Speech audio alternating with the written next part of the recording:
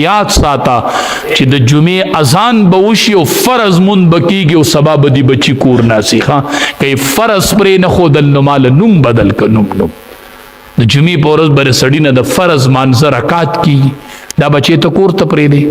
دې ته ډوډۍ ته پرېږدي د جمعې په ورځ د ده نه د فرض مونځ رکات نیمګړی شي فرض مونځ ترې پاتې شي نن سنت پریدی سبا به فرض پریدی ښه دا سنت مون نه دی نو نبی علیہ السلام وی الصلا زما امت منز بنه پریدی منز بنه پریدی او دوی می پسې وی وما ملکت ایمانکم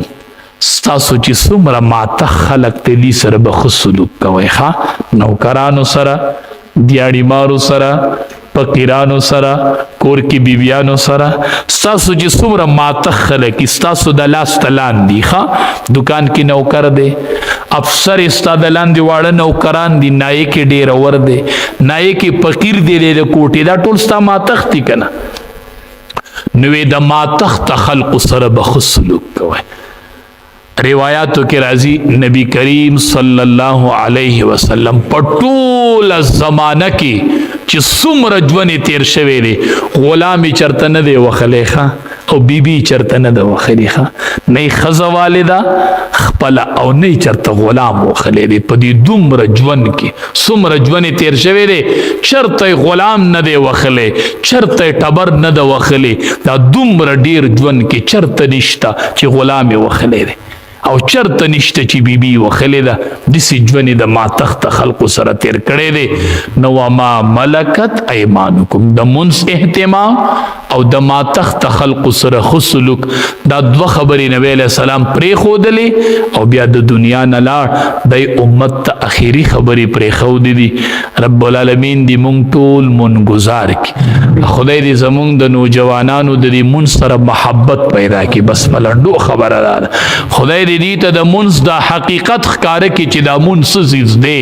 زه هم کاش چې نوجوانانو دا تپوس کولی چې مولي صاحب د جمعې په ورځ به نبی علیه السلام په مانځه کې کوم صورتونه ویل چې نبی علیه السلام به مخکې شو صحابي وی ما ورته کتل چې مانځه ته مخکې شو دا توره شملی د ولو په منځ مې لیدلی نیسي توره شملی وه د ولو په منځ راغلی وه امام الانبیا به مخکې ما دا توره شمله به د ولو په منځ کې ښکارېدله او چې مخکې به شو اکثر اول رکات کې به وي سبح اسم ربک الاعلی